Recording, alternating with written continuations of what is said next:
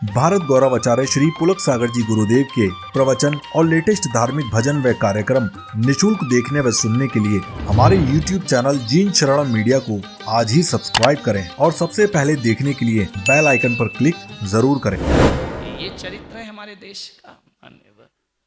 समय निकालिए, बीवी को समय दो, बच्चों को समय दो, धन के पीछे इतना मत भागो मेरे भाई। ध्यान रखना, उनके भी दर्द होते हैं, उनकी भी भावनाएं होती हैं, उनके भी अपने अरमान हुआ करते हैं। आपसे निवेदन है, मैं बेटियों से कहूंगा, पढ़ो लिखो, ऊंचाइयां प्राप्त करो। लेकिन एक चीज कहूंगा, आज जमाना इतना बिगड़ गया है। आज एक बेटी सुबह से जाती है, शाम को लौटती है ना, तो माँ बाप को डर रहता है कि सुरक्षित लौटेगी या नहीं लौटेगी। धक धक मची रहती है अंदर। अरे और तो छोड़ो, अब तो घर के लोगों के बीच भी जवान बेटी छोड़ने में डर पैदा होता है। अब तो रिश्ते भी नहीं बचे हैं पवित्र। जवान बेटी को घर के रिश्तेदारों के बीच भी छोड़ना अब संदेहास्पद हो गया है। अब तो नौकरों से भी डर लगता है मेरे भाई। ध्यान रखिए, ऐसा वातावरण हमारे समाज का, परिवार का बन गया। किस पर विश्वास करेंगे? घास खाकर दूध देना, गाय की फितरत तो देख। घास खाकर दूध देना, गाय की फितरत तो देख। वो दूध पीकर जहर उगलना, सांप की किस्मत तो देख। ध्यान रखिए, गाय घास खाती है और दूध देती है, सांप दूध पीता है और जहर उगलता है। ध्यान रखिए, आपसे अच्छे दोस्त बनाओ। आज बहुत दोस्त बन रहे हैं, दुख इस बात का है, फेसबुक में 2-2, 3-3, 5-5 हजार दोस्त हैं तुम्हारे, पड़ोस में कोई बोलता ही नहीं है। ध्यान रखना, आज जिंदगियां जो बर्बाद हो रही हैं ना, वो मोबाइलों से हो रही हैं। ध्यान रखना, वो दोस्त हैं जिनसे मिले नहीं, जिनसे कभी गए नहीं, ऑनलाइन फ्रेंडशिप। ध्यान रखना, जिंदगी बर्बाद हो रही है। मोबाइल पे जो लिखा जाता है ना, वो उतना सच नहीं होता जितना तुम समझते हो।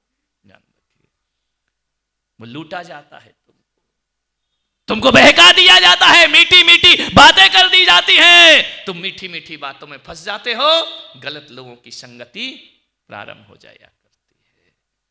नहीं मेरे भाई, एक निवेदन है मेरा आपसे। मैं कह रहा हूं कि दोस्ती बहुत अच्छी होती है। कदम रुक गए जब हम पहुंचे रिश्तों के बाजार में। कदम रुक गए जब हम पहुंचे रिश्तों के बाजार में। बिक रहे थे खुलेआम रिश्ते बाजार में। कांपते ओंठों से हमने पूछा, क्या भाव चल रहा है रिश्तों का? दुकानदार बोला, कौन सा रिश्ता खरीदोगे? बाप बेटे का, भाई भाई का, भाई बहन का, बहन बहन का, पति पत्नी का? बताओ कौन सा रिश्ता खरीदोगे? मैंने कहा, ये सब रिश्ते मुझे नहीं खरीदना है, एक रिश्ता है तेरे पास। बोले क्या? मैंने कहा दोस्ती का। उसने कहा महाराज, हर रिश्ता बिक सकता है, ये रिश्ता कभी नहीं बिका करता है। ये रिश्ते बिकाऊ नहीं हुआ करते हैं। ध्यान रखना, ये रिश्ते बड़े अनमोल रिश्ते हुआ करते हैं। यदि सच्चे दोस्त हमारी जिंदगी में मिल जाएं, दोस्ती से कीमती कोई जागीर नहीं होती, और दोस्ती से खूबसूरत कोई तस्वीर नहीं होती। यूं तो कच्चा धागा है ये दोस्ती का, यदि सच्ची हो जाए तो इससे बड़ी कोई जंजीर नहीं होती। ध्यान रखना, इससे ज्यादा मजबूत कोई जंजीर नहीं होती है। दोस्ती सही होना। इसलिए मेरे पास जो भक्त आते हैं ना, मैं इनको भक्त नहीं बनाता, दोस्त ज़्यादा बनाया करता हूँ। ध्यान रखना, ये पब्लिक जो आ रही है, उमड़ रही है, किस लिए? मैं यदि बिल्कुल निष्प्रह अनासक्त योगी बनकर बैठ जाऊं, धुनी रमा कर बैठ जाऊं, तो मेरे पास कुछ नहीं आने वाला है। ध्यान रखना, जब मैं बच्चों में बड़ा और जवानों में जवान हो जाता हूँ, तुम्हारी जिंदगी में आनंद की बरसात हो जाया करती है। मोबाइल से, व्हाट्सएप से, इंस्टाग्राम से दोस्त मत बनाओ, मत बनाओ, मत बनाओ, जिंदगी बर्बाद हो जाएगी तुम्हारी। ध्यान रखना, विचार करना है। ऐसी कैसी दोस्ती हो जाती है तुम्हारी? आज एक षड्यंत्र चल रहा है पूरे देश में, महाजन कौम की बेटियों को बर्बाद किया जा रहा है। आए दिन तुम देख रहे हो, उनकी आबरुआं लूटी जाती हैं, उनके साथ खिलवाड़ हुआ करता है, उनकी अस्मिता लूटी जाती है, और पूरे हिंदुस्तान में एक षड्यंत्र रचा जा रहा है सुनियोजित तरीके से। हमारी भारत की संस्कृति को तहस नहस करने का दुष्प्रयास चल रहा है, हमारी परंपराओं को छीना जा रहा है, हमारी धार्मिक आस्थाओं को छीना जा रहा है, और ये बेटियां गोरी चमड़ी और अच्छे स्मार्ट शकल देख करके अपनी जिंदगी को बर्बाद कर लिया करती। मत करिए ऐसा, ध्यान रखिए। साल 2 साल में क्या फेसबुक से दोस्त बन जाता है, क्या रास्ते में दोस्त बन जाता है। 1 साल के प्यार में 26 साल के प्यार को ठुकरा कर बेटी भाग जाया करती है। जिस माँ बाप ने बड़ा किया है, पाल पोस करके बड़ा किया है, जिस माँ बाप ने इतने एहसान किए हैं तुम्हारे ऊपर, अपने अरमानों का गला काट करके तुम्हारी जिंदगी को बनाना जिस माँ बाप का सपना रहा है, जिस माँ बाप ने तुम्हें इज्जत की जिंदगी दी है, आज उस माँ बाप का सिर झुकाकर समाज में तुम चंद दोस्तों के साथ भाग जाया करती हो। ध्यान रखिए, ये कैसा तुम्हारा जीवन है। मान्यवर, निवेदन है मेरा आपसे, वो स्थिति होती है ऐसी बेटियों की कि यहां से हमारी समाज की बेटियों को ले जाया जाता है, उनका दैहिक शोषण होता है, और जब जी भर जाता है कामुकता की मंडी में उन्हें बेच दिया जाता है। ध्यान रखना, वो बेटी जो भाग करके गई है वो दोबारा कैसा जीवन जिएगी? दोबारा समाज क्या उसे एक्सेप्ट करेगा? क्या परिवार उसे एक्सेप्ट करेगा? क्या कोई लड़का ऐसा है जो भागी हुई लड़की से शादी करने की ताकत रखता हो? कोई नहीं करेगा। ध्यान रखना, उसके लिए एक ही रास्ता बचता है, फिर वो आत्महत्या कर लेती है या कामुकता की मंडी में जाकर व्यवसाय और देह का धंधा प्रारंभ कर दिया करती है। मान्यवर, सावधान हो जाएं हमारी बेटियां। एक बात याद रखना, इज्जतदार घर की लड़की अपने मुंह से पति नहीं मांगा करती हैं, जो माँ बाप दे देते हैं उसे स्वीकार कर लिया करती हैं। ध्यान रखिए, अपने मुंह से अपना पति मांगते हो, ये कैसा चरित्र है हमारा? अरे हम तो उस परंपरा में जीने वाले लोग हैं, हम उस संस्कृति में जीने वाले लोग हैं जहां पिता यदि कोढ़ी से भी शादी कर दे तो मेरे समाज की बेटी कोढ़ी श्रीपाल को भी अपना भाग्य समझ के स्वीकार करती है, और वह कहती है यदि मेरा भाग्य सही होगा तो इस कोढ़ी को भी कंचन सी देह में परिवर्तित कर दूंगी। ध्यान रखना, ये हमारी आदर्श हैं। ये रारिया मैना सुंदरी हमारे देश की आदर्श है, समाज की आदर्श हैं।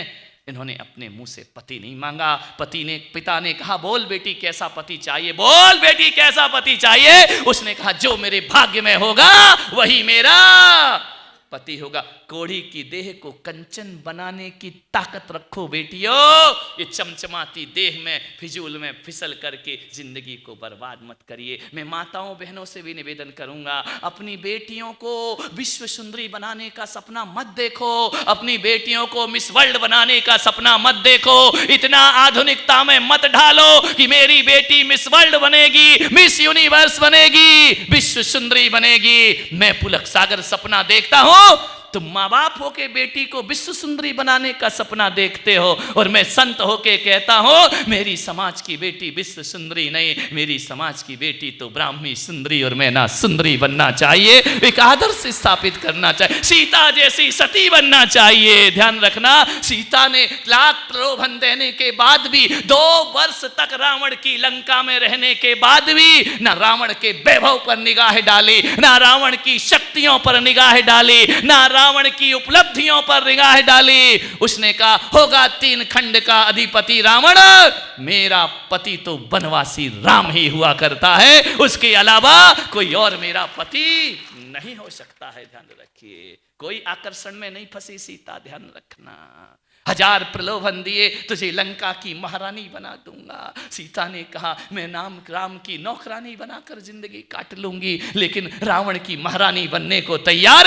क्या शील का प्रभाव था सीता का, एक तिनके के सहारे जहां चारों तरफ दुश्मन ही दुश्मन रहा करते हैं, एक तिनका यदि चरित्र का सामने कर देती थी तो रावण के पसीने छूट जाया करते थे सीता का स्पर्श करने के लिए। ध्यान रखना, एक तिनका भी हमारा सहारा बन जाया करता है। मान्यवर, ये हमारी समाज, हमारे देश के आदर्श हुआ करते हैं। मेरे समाज का एक धर्म ऐसा है, मेरे समाज में ऋषभदेव का दरबार लगता है, और जब दरबार लगता है बेटी पूछती है कि पिताजी आप 3 लोक के नाथ हैं, सारी दुनिया आपको माथा झुकाती है, आपके चरणों का वंदन किया करती है, बताओ पिताजी क्या दुनिया में कोई ऐसा है जिसके आगे आपका सिर झुकेगा? ऋषभदेव ने कहा ये जो अवसरपणी काल है, इसमें काल दोष के कारण बेटियों मुझे जब तुम्हारा विवाह करना पड़ेगा तो मुझे तुम्हारे पति के सामने मस्तक झुकाना पड़ेगा। मेरे समाज की बेटी कहती है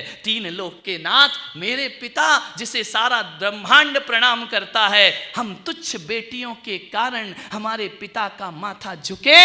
मेरी समाज की बेटी कहती है हम आजीवन ब्रह्मचर्य धारण करते हैं, हम विवाह नहीं करेंगे लेकिन अपने पिता का माथा झुकने नहीं देंगे। क्या आदर्श रहे उनके, आजीवन उन्होंने विवाह नहीं किया। ध्यान रखना, ब्रह्मचर्य की स्थापना करने वाली कोई देवी इस धरती पर हुई सबसे पहले तो ऋषभ पुत्री ब्राह्मी और सौंदर्य हुआ करती हैं। विचार करिए, सोचना है आपको, कहां गए वो आदर्श हमारे? ये ऐश्वर्या राय, ये दुनिया भर के कलाकार, फिल्मी, ये तुम्हारे आदर्श बन रहे हैं। ध्यान रखना, महापुरुष आदर्श नहीं बने। मैं पुलक सागर आपसे कहता हूं, ये दर्द है, एक पीड़ा है मेरी। ये फिल्मी हीरो हीरोइन तुम्हारा आदर्श है, ये तुम्हारा कैरेक्टर है, ये तुम्हारा चरित्र है। अरे पागलो, वो फिल्मों के पर्दे पर जो दिखते हैं ना, ये लड़के जो हीरो कपड़े उतार कर खड़े रहते हैं, कुछ नहीं होता, वो नोट कमा रहे हैं और तुम्हारी जिंदगी बर्बाद कर रहे हैं। ध्यान रखना, उन्हें पैसा मिलता है, तुम्हारा चरित्र चला जाता है। ध्यान रखिए, वो तो नोट कमा रहे, वो तो मूर्ख बना रहे हैं सारी दुनिया को। जितना सर्वनाश इस देश का पिक्चरों ने किया है उतना इस संस्कृति को तहस नहस कोई नहीं कर पाया, अंग्रेज भी नहीं कर पाए। ध्यान रखना, मुगल भी नहीं कर पाए। सबसे ज्यादा हमारी सांस्कृतिक विरासत और चारित्रिक पतन में कोई कारण है तो तुम्हारी फिल्मों में आने वाली ये पिक्चरें तुम्हारे चरित्र के पतन का कारण है। मेरे भाई ध्यान रखिए, आपके घरों में इंटरनेट है, आपके मोबाइलों में इंटरनेट है, 24 घंटे क्या देखते हैं ये लोग? ध्यान रखिए मान्यवर, ये तुम्हारे जीवन को तहस नहस कर देंगे। ये हमारे आदर्श कैसे हो सकते हैं? हमारी आदर्श सीता है, हमारी आदर्श द्रौपदी है, हमारी आदर्श चंदन वाला है, हमारी आदर्श मैना सुंदरी और सुरसुंदरी हमारे जीवन का आदर्श हुआ करती है। आपसे निवेदन करता हूं, इन बेटियों को इतने आधुनिक मत बनाओ। आप विश्व सुंदरी भी बन गई ना तो जिस सड़क से गुजरेंगी लोग सीटें बजाएंगे। लड़के ध्यान रखना, ये तुम पे तंज कसेंगे, ये तुम्हारे रूप पर आकर्षित होंगे, ये तुम्हें कामुकता की दृष्टि से देखेंगे। और यदि किसी शहर के बीच बाजार से भी कोई बेटी यदि सफेद वस्त्र पहनकर निकलती है तो कामुक से कामुक बेटा भी साध्वी समझ के उनके चरणों को प्रणाम कर लिया करता है। ये हमारा चरित्र है। अच्छे वस्त्र पहनो, अच्छे तरीके से रहो। विचार करिए, एक बेटी मेरे पास आई, बोले महाराज मेरी मम्मी बहुत खराब है। तो मैंने कहा बदल ले। अब क्या कर सकता हूं मैं, खराब है तुम। मैंने कहा क्यों खराब है? बोले मेरे पापा बहुत खराब है। मैंने कहा सब खराब है, तू एक अनोखी पैदा हुई घर में।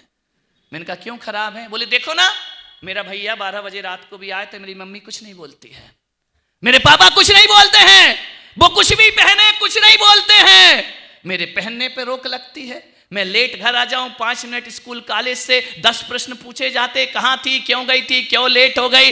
विचार करिए, मैं कुछ भी करूं मेरे कपड़ों पर रोक है, मेरे बोलने पर रोक है, मेरे घूमने पर रोक है, मेरे यहां वहां जाने पर रोक है। हमारे साथ ये दोयम व्यवहार क्यों होता है? भैया के साथ तो कुछ नहीं होता, वो कुछ भी करे, पापा कुछ नहीं बोलते, मम्मी कुछ नहीं बोलती है। मैंने कहा एक बात ध्यान रख बेटा, तेरी मम्मी बहुत अच्छी है, तेरे पापा बहुत अच्छे हैं। बोले खाक अच्छे हैं, थोड़ी सहेली के यहाँ चला जाऊं तो 10 फोन करती है, कहाँ है, क्या कर रही है। मैंने कहा एक बात बता, मैं मालेगांव की बेटियों से भी निवेदन करना चाहता हूं कि आपके घरों में किसी के घर में तो होगा ना एक आध हीरा तो होगा, हीरे की अंगूठी तो होगी ना। आप बताइए, हीरे की अंगूठी को माँ बाप कहाँ रखा करते हैं? एक डिब्बी में रखते हैं ना, डिब्बी के ऊपर एक डिब्बा होता है, डिब्बा के ऊपर एक डिब्बा होता है, फिर वो अलमारी में जाता है, अलमारी के अंदर लॉक होता है, लॉक के लॉकर के अंदर एक और लॉकर होता है, कितने संभाल करके हीरे को रखा जाता है। हीरे को ऐसा नहीं रखा जाता है, लेकिन जब बाजार से सब्जी भाजी लाओ तो बताओ किस लॉकर में रखते हो। बेटी बोली वो तो ऐसे ही डाल देते हैं डोलची में। मैंने कहा एक बात याद रख बेटा, जो सब्जी भाजी हैं वो बेटे हुआ करते हैं, और जो हीरा है वो बेटियां हुआ करती हैं। ध्यान रखना, बेटी हीरा है, हीरे को संभाल के रखना पड़ता है। ये लड़के सब्जी नहीं, यहां के लड़कों की बात नहीं कर, कहीं भी पड़े रहे, इनसे क्या लेना देना है। ध्यान रखना, बेटी घर की इज्जत है। ध्यान रखना, बेटी घर का चरित्र है। विचार करिए, बेटी को बहुत संभाल के रखना पड़ता है। आज मां बाप इस हालात में, इस वातावरण में बेटी को जन्म देने से डर रहे हैं। ध्यान रखिए, एक बेटी पैदा हो जाए तो एक बाप सोचता है, वो ऐसे जीता है, ऐसे जीते हैं मां बाप। एक बेटी को पालना हाथ पे अंगार रखने जैसा है। ध्यान रखना, मान्यवर, मैं बेटियों से निवेदन करूंगा, विचार करना है आपको, ऐसे भागो मत।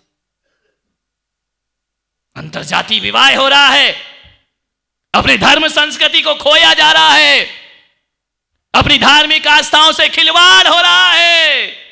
मान्यवर, इससे ज्यादा पतन के रास्ते कोई दूसरे नहीं हो सकते हैं। ध्यान रखिए, आपसे निवेदन है, लव जिहाद करके पूरी दुनिया को बर्बाद किया जा रहा है। कीमत लग रही है बेटियों की, जैनों की बेटी इतने में, ब्राह्मण की बेटी इतने में, सिख की बेटी इतने में, इनका धर्म को नाश कर दीजिए। मान्यवर ध्यान रखना, आज हजारों लड़कियां भाग गई हमारी समाज के, यदि आंकड़े देखोगे ना, भाग गई थोड़ी सी चिकनी चुपड़ी बातों में, चमचमाती देह में, ध्यान, गोरी चमड़ी, इसमें आकर्षित हो जाती हो, अपने धर्म, अपनी संस्कृति, अपनी सभ्यता को खो दिया करती है। एक रेपुटेड लड़की, रेपुटेड परिवार की, फैमिली की लड़की भाग गई एक लड़के के साथ, जिस मां बाप ने इतनी इज्जत कमाई थी समाज में, जिसने बड़ा अपनी प्रतिष्ठा बनाई थी समाज में। मेरा सुन लो भाई, तुम्हारी बेटी का नहीं, दूसरों का तो ध्यान रखो, विचार करिए। प्रतिष्ठा कमाई, इज्जत कमाई, मंदिर में जाते थे लोग, जय जिनेंद्र किया करते थे, उसकी मां की बड़ी धाक थी समाज में, समाज की अध्यक्ष बन करके रहा करती थी, महिला मंडल की अध्यक्ष रहा करती थी। लेकिन एक दिन बेटी ने निर्णय ले लिया, मैं उस लड़के के साथ जाऊंगी। मां ने पैर पड़े, बेटा देख ऐसा मत कर। लाचार है मां बाप, क्या कर सकते हैं, क्या करें वो माता पिता। दादाजी ने कहा मैं तेरे पैर पड़ता हूं बेटा, ऐसा मत कर, मत भाग। किसके साथ भाग रही है तू? ना तूने उसका धर्म देखा, ना मजहब देखा, ना जाति देखी, ना संस्कार देखे, चरणों में गिर गया पूरा परिवार। लेकिन लड़की नहीं मानी, नहीं, मैंने निर्णय कर लिया है, मैं उसी के साथ जाऊंगी। ऐसे दिन आ गए तुम्हारे घरों में, मान्य खूब मनाया भाभी ने, भैया ने कहा मैं तुझे मार दूंगा। बोले मार दे तो मार दे, शादी तो उससे ही होगी। भाग गई उस लड़के के साथ। मालूम है, अहमदाबाद की घटना है, भाग गई उसके साथ। जैन परिवार की लड़की, जिसने कभी जिंदगी में हिंसा नहीं देखी, जिसने कभी चींटी को नहीं मारा, भाग गई उस लड़के के साथ जो मांस का व्यापार करता है। ध्यान रखना, सोचना है आपको। उसकी मां ने कहा बेटी जरा इतना तो देखती, तू किसके साथ जा रही है, तू कैसे रहेगी? बोले मम्मी, उसने कह रखा मैं तुझे मजबूर नहीं करूंगा। तेरे की ऐसी बुद्धि मारी जाती है तुम्हारी, ऐसे प्रेम और वासना में खो जाते हो। बोले मैं तुझे मजबूर नहीं करूंगा, तू आराम से रहना, तू अपना धर्म पालना, मैं अपना धर्म पालूंगी। मान्यवर सोचिए क्या नजारा हो रहा है हमारी समाज का, क्या स्थिति हो रही है हमारी समाज की, कहां पहुंच रहा है हमारा समाज। अरे कोई बचता है क्या इससे? बोले नहीं, उसने कसम दे रखी है मैं तेरा धर्म नाश नहीं करूंगा। वाह है, वो कह रहा धर्म नाश नहीं करूंगा, तू धर्म नाश करके जा रही है। ध्यान रखना, विचार करना है आपको। मांस बेचा करता था, कुछ माए बात क्या देखती है, ऐसी स्थिति उस घर में बन गई। कुछ दिन तो उसे अलग लगा, धीरे धीरे रच पच गई, वो भी मांस की दुकान में बैठ गई। विचार करना है आपको। ये मेरे महावीर का धर्म, हमारे धर्म की अहिंसा। मान्यवर एक दिन वो फोन करती है, संस्कार थे खून में तो करुणा भरी थी, दया भरी थी बचपन से। इतने भी ज्यादा नहीं गिर सकता कोई इंसान अपनी इंसानियत से। वह बैठती, पति मजबूर करता, मारता पीटता उसे, शराब पीता, मांस की दुकान पर बिठाने को मजबूर किया। कुछ दिन तो बहुत अच्छा रखा, नई नई थी, जब जी भर गया उसके साथ वही हालात होने लगे। उसने अपनी मां को फोन किया, मां 2 साल बाद, मम्मी ये मेरा पहला और आखिरी फोन है। मां ने कहा क्या हुआ बेटा? बोले तू सच कहती थी, तूने सच कहा था, उस समय तूने समझाया था, मेरा मन नहीं, मैंने तेरा कहना नहीं माना, आज खून के आंसू रो रही हूं मैं। हाँ, जीना नहीं, मृत्यु के मरने के समान है मेरा जीवन। मम्मी मैं तुझसे अंतिम बार कहती हूं, अंतिम बार, आखिरी बार, मुझे माफ कर दे मां। मां तो गंगा की धार होती है ना, करुणा का हृदय होती है। उसने कहा बेटी चिंता मत कर, तू घर वापिस आ जा, छोड़ दे उसे, मैं तुझे फिर अपना लूंगी। उसने कहा नहीं मम्मी, पूरे घर को कलंकित कर दिया मैंने, पूरे घर के माथा झुका दिया मैंने, समाज में तुम्हारी प्रतिष्ठा मैंने मिट्टी में मिला दी। मम्मी बस मेरे एक ही इच्छा थी कि एक बार मैं आपसे बात कर लूं, मेरी हिम्मत नहीं हो रही थी। आज मुझे भैया याद आ रहा है, आज मुझे पापा याद आ रहे हैं, दादाजी याद आ रहे हैं, लेकिन आज मैं कहीं नहीं जा सकती हूं, ना समाज में, ना घर में, ना परिवार में। मम्मी आखिरी बार तू मुझे माफ कर देगी ना? माँ ने कहा ऐसा मत बोल, मैं आती हूं, तुझे ढूंढती हूं। बेटी ने फोन कट कर दिया, आज के बाद कभी फोन नहीं आएगा माँ। वो मालूम है, वो अहमदाबाद की लड़की पंखे में लटक कर जीवन की आहुति दे दिया करती है। ये प्यार है, ये मोहब्बत है, ये जिंदगी है। एक लड़का जैन लड़की को भगा करके ले गया, दुबई ले गया, बड़े सपने दिखाए, बड़े उसे ऐसा बातों बातों में बहलाया फुसलाया, वो मजहब संस्कृति सब छोड़कर उसके साथ भाग गई। रात को 12 बजे दुबई चली गई। मालूम है, दुबई जाती है और जाने के बाद उसकी देह का शोषण करता है वो लड़का। वो जब जी भर जाता है तो दुबई में एक होटल में 70 लाख में उसका व्यापार कर दिया करता है। ध्यान रखना, बिक गई वो लड़की और ये दुबई से वापस लौट करके हिंदुस्तान आ गया। बिक गई, ऐसे लोगों के चंगुल में फंस गई वो बेटी, अब वहां से भी नहीं निकल सकती और यहां भी नहीं आ सकती है। मान्यवर, देह व्यापार में उसका जीवन बर्बाद हो गया। मान्यवर, बेटियों से कहूंगा संभलो। एक लड़की भाग गई मां बाप से, लड़की को बाद में बहुत पश्चाताप हुआ, बहुत रोई, बहुत गिड़गिड़ाई। मां बाप ने कहा बेटा तू तलाक दे दे। मालूम है तुम्हें, एक हिंदू तलाक देता है ना, आधी प्रॉपर्टी देना पड़ती है लड़की को। ध्यान रखना, और तलाक लेते लेते पैरों की चप्पलें घिस जाया करती हैं, तो भी तलाक नहीं हो पाता है। इतना आसान नहीं है। लेकिन जिसके साथ भागी थी ना, मालूम है, वो लड़की के माँ बाप से कहता है तेरी लड़की के साथ यही व्यवहार करूंगा, यदि तलाक चाहिए तो 20 लाख रुपए भेजो, तब तुम्हारी लड़की को तलाक दूंगा। ध्यान रखिए मान्यवर, एक हिंदू तलाक लेता है तो अदालत के चक्कर काटना पड़ते हैं। 20 लाख रुपए दिए और लड़की छुड़ाई उन्होंने, लेकिन लड़की जी नहीं पाई, इतने सदमे में रही, उसकी जिंदगी पूरी बर्बाद होकर रह गई।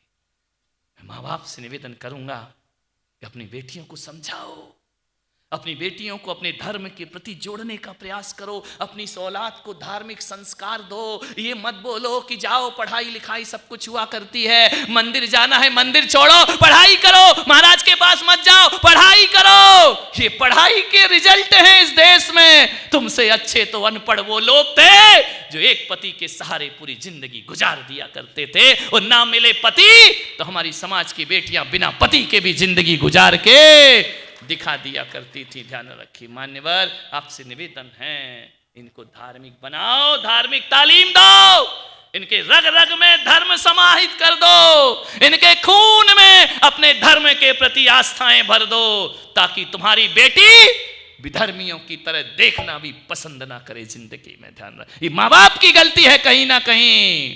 पति पत्नी अपने अपने जॉब में लगे हैं, पति अपना जॉब करता है, पत्नी अपनी जॉब करती है, बच्चों के प्रति ध्यान ही नहीं है। एक बेटी भाग गई, परसों आया था एक व्यक्ति आए थे आरएसएस के वकील साहब, मुझसे बात कर रहे थे, उन्होंने कहा महाराज एक लड़की भागी है। उससे पूछा बेटी से कि तूने ऐसा क्यों किया?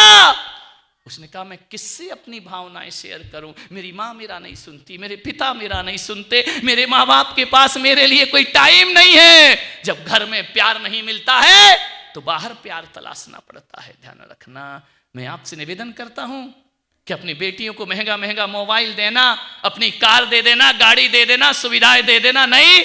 मैं कहता हूं कुछ दो या ना दो, अपने बच्चे को दिन भर में 1 घंटे समय जरूर देना चाहिए। हर माँ बाप को 1 घंटे उनके दर्द सुनो, उनकी पीड़ा सुनो। अपने ही घर में पराई जैसे रहते हैं वो, माँ के पास समय नहीं, बाप के पास समय नहीं, बेटियां किससे बात करें? मान्यवर ध्यान रखिए, बच्चों को समय दीजिए। ट्यूशन के हवाले बच्चे कर दिए, स्कूल के हवाले बच्चे कर दिए, 2 बच्चे नहीं पलते तुमसे, तुम्हारे माँ बाप ने 8-8 बच्चे पाल पोस के बड़े किए हैं। ध्यान रखिए।